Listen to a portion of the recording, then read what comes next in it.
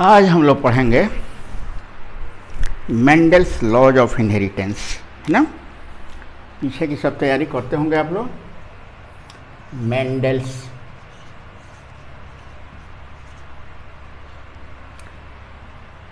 Laws of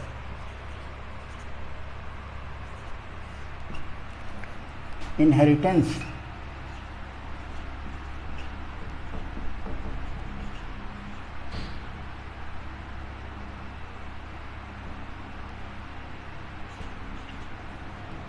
Mendel's laws of inheritance, ठीक है। चलिए, बात हम नहीं करना चाहते हैं यहाँ पर, जल्दी जल्दी इतना ठीक किया जाए। Mendel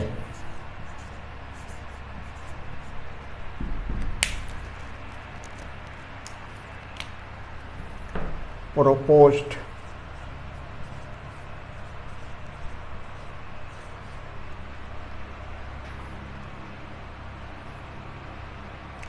some laws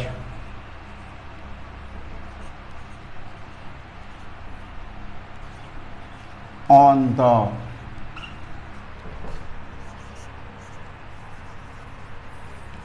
the basis of his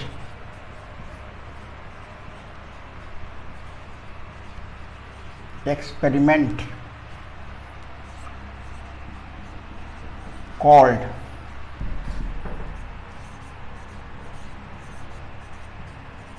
Mendel's laws of inheritance, ठीक है ना।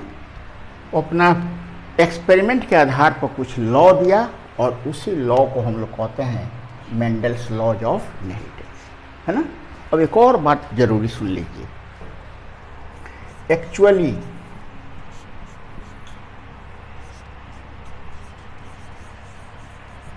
Mendel did not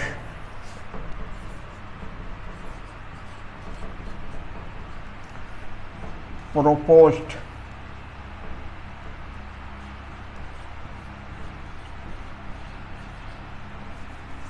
any laws। अब देखिए, अब हम लिख रहे हैं कि मेंडल ने वास्तव में कोई लॉ नहीं दिया था, है ना। It was Carl Correns. के बारे में मालूम है आप लोगों को, one of the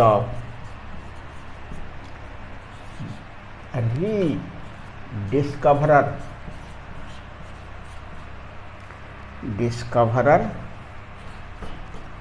of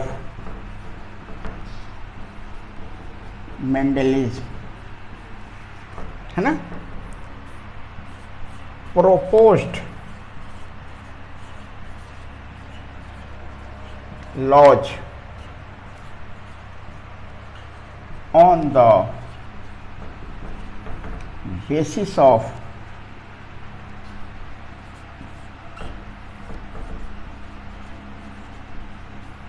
Mendel's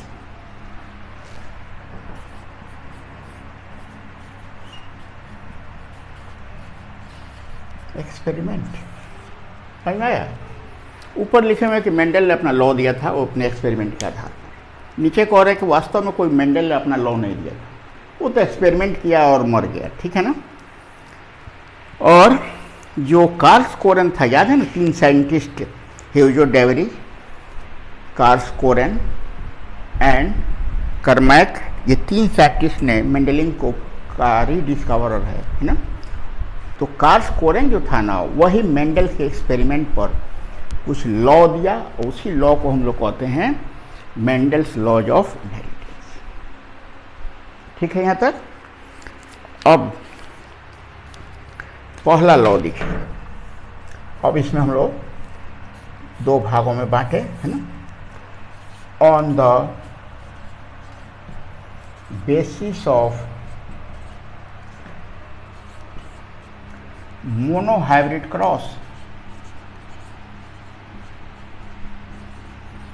mono hybrid cross के आधार पर, है ना, मेंडल ने कुछ लॉ दिया और कुछ डाई हाइब्रिड क्रॉस के आधार पर, है ना।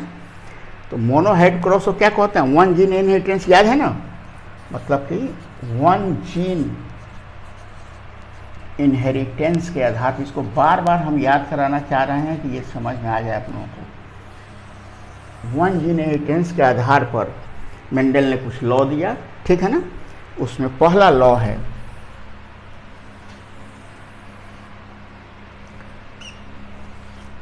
Law of paired factors.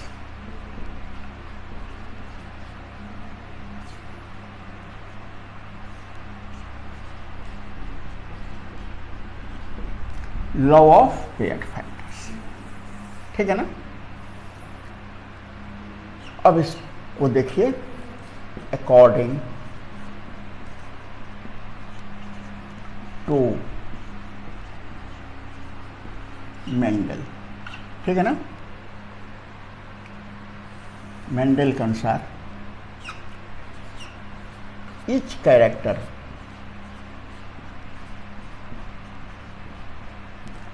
Is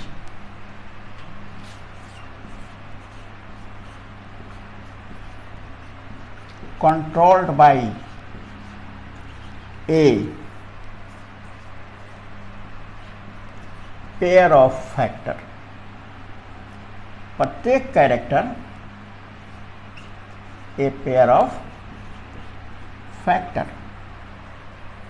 factors, ठीक है ना। Now factors are called genes। इसी को आजकल हम लोग जीन कहते हैं, है ना। एग्जाम्पल देखिए, पेयर्ड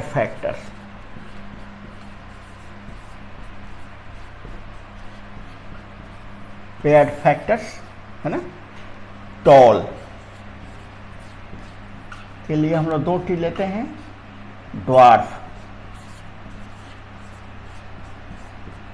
के लिए हम लोग 2 टी लेते हैं, है ना। अब इसमें टी एंड टी पहले जान चुके हैं आप लोग, इसे एलएलई पहले बताया है आप लोगों को। एलएलई है ये, है ना। These are in duplicate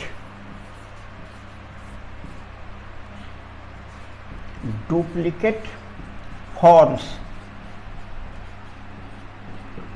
in homozygous।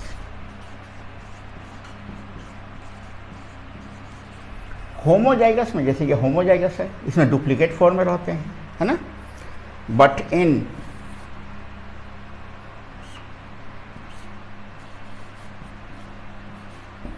Heterozygous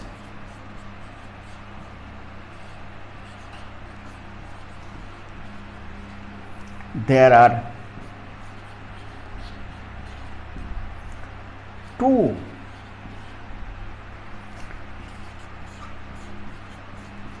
alleles as,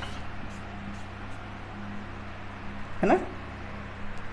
जो टॉल ड्वार्फ को क्रॉस कराए थे फर्स्ट जनरेशन में, ये मिला था हेट्रोजाइगस, वो दोनों तो होमोजाइगस। तो ये हेट्रोजाइगस में ये 2 एलेली रहेंगे, डिफरेंट एलेली रहेंगे, ठीक है ना। तो एक पेयर फैक्टर मतलब एक पेयर जीन एक कैरेक्टर का निर्माण करता है। देखिए ये भी टॉल कैरेक्टर निर्माण कर रहा था, ये टॉल कैरेक्टर का, ये ड्वार्फ कैरेक्टर आप लोग देख चुके हैं। नहीं समझ में आने वाली कोई बात नहीं है, है ना। अब हम लोग दूसरा देखेंगे इसमें, है ना।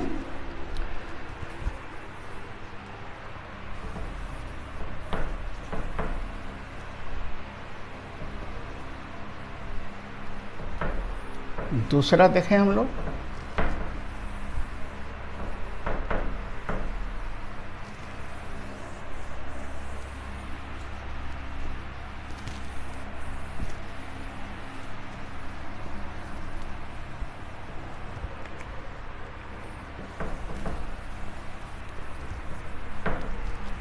ठीक है ना।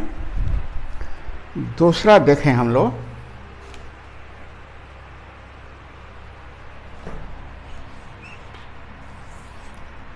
Law of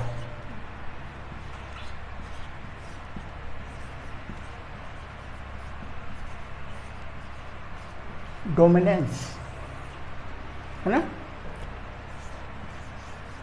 out of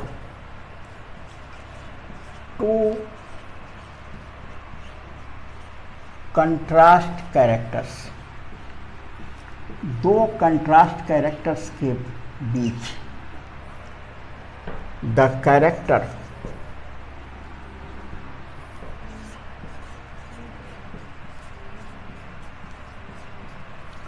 which is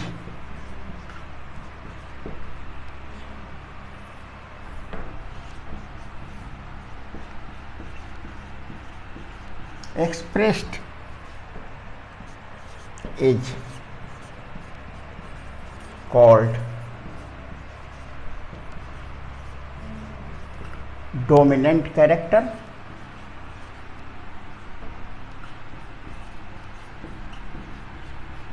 and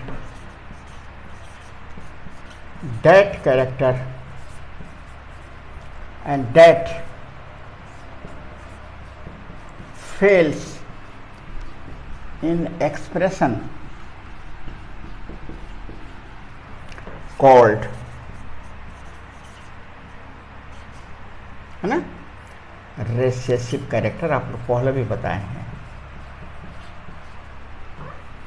recessive character, है ना। इसका एग्जाम्पल हम लोग देखें यहाँ, पेरेंट है टॉल, है ना, ड्वार्फ। देखिए साथ का जो कैरेक्टर था कोई भी ले सकते हैं आप लोग, है ना। हम तो एक ले लिए थे, वही लेकर चल रहे हैं अभी, है ना। ये पेरेंट्स हो गए, जीनोटाइप हो गया इनका,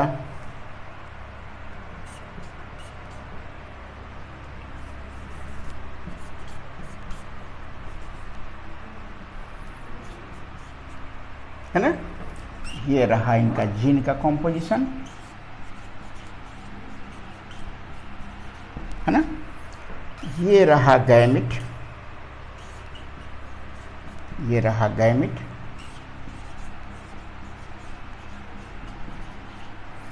और फर्टिलाइजेशन के बाद ये F1 जनरेशन आ गया,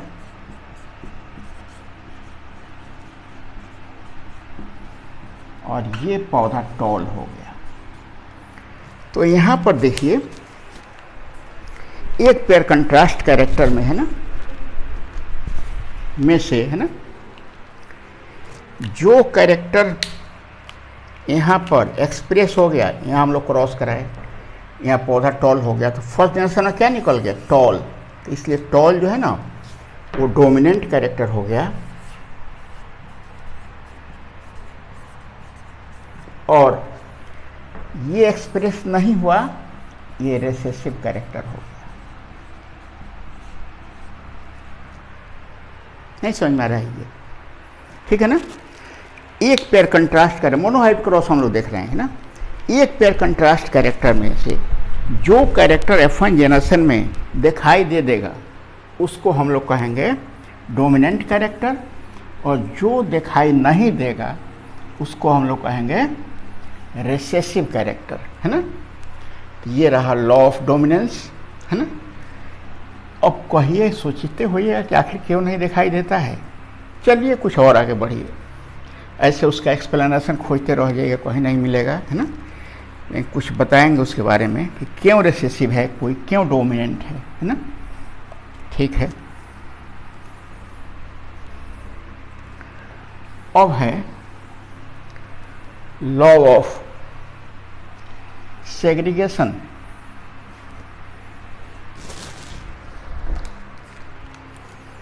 तीसरा है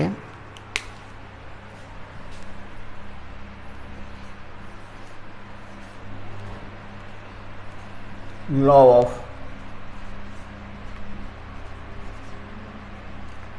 सेग्रीगेशन।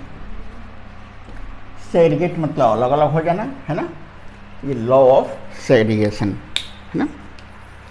अब देखिए आपको बस लॉ ऑफ सेग्रीगेशन याद करना है। तो आपको यहाँ से लेकर और ये अब गैमेट बनेगा, बस इतना ही पर ध्यान देना है। F1 जनरेशन जो प्लांट बन गया वो फिर गैमेट बना रहा है।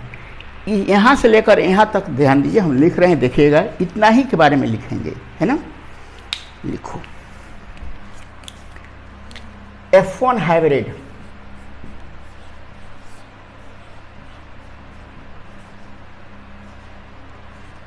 has a pair of character.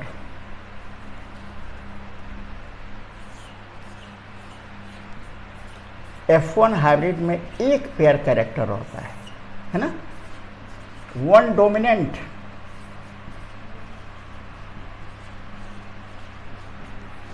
And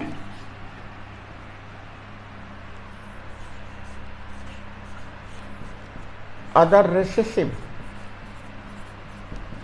देख रहे हैं आप लोग, F1 हाइब्रिड में एक पेयर कैरेक्टर है, टॉल और ड्वार्फ दोनों है इसमें, जिसमें एक डोमिनेंट रहता है, दूसरा रिसेसिव, है ना।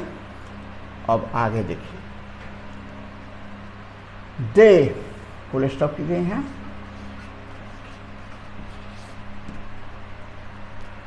डू नॉट, शॉर्ट कर रहे हैं यहाँ पर, लंबा हो जाएगा। They do not mix each other, ये एक दूसरे से मिक्स नहीं होते हैं। They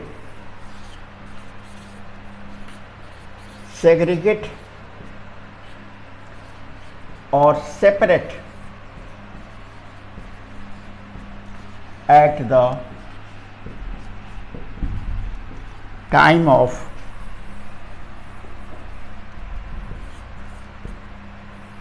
gamete formation, gametogenesis, gamete formation लिखिए, गैमेट्स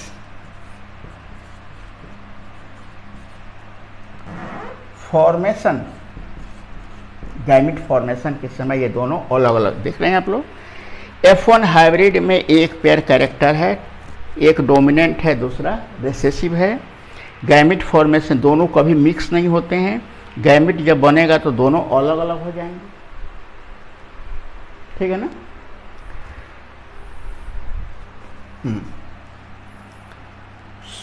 दस फुल स्टॉप कर दीजिए, THUS 10। इस प्रकार gametes have one character,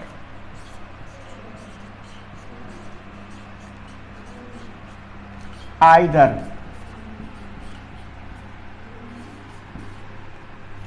dominant or recessive। फिर से देखिए तो F1 हाइब्रिड में एक पेयर कैरेक्टर रहेगा, एक डोमिनेंट रहेगा, दूसरा रिसेसिव रहेगा, जो दोनों कभी मिक्स नहीं होते हैं। गैमेट बनेगा तो फिर ये अलग अलग हो जाएंगे, ठीक है ना। और इस तरह गैमेट में एक डोमिनेंट रहेगा, एक रिसेसिव रहेगा, है ना। गैमेट में कोई एक ही कैरेक्टर रहेगा। 10 gametes have one character, gametes में कोई एक ही कैरेक्टर रहेगा, या तो डोमिनेंट रहेगा नहीं तो रिसेसिव, है ना। तो अब यहाँ हम लोग लिख रहे हैं, है ना, हेंस, इस प्रकार गैमेट्स आर प्योर, गैमेट्स हमेशा प्योर होते हैं, वो उसमें कोई एक ही कैरेक्टर है, टॉल है नहीं तो ड्वार्फ है ना। This law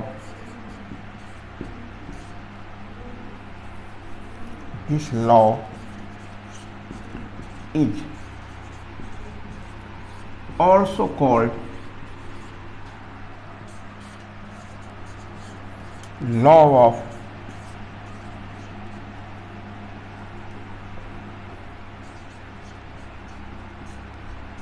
purity of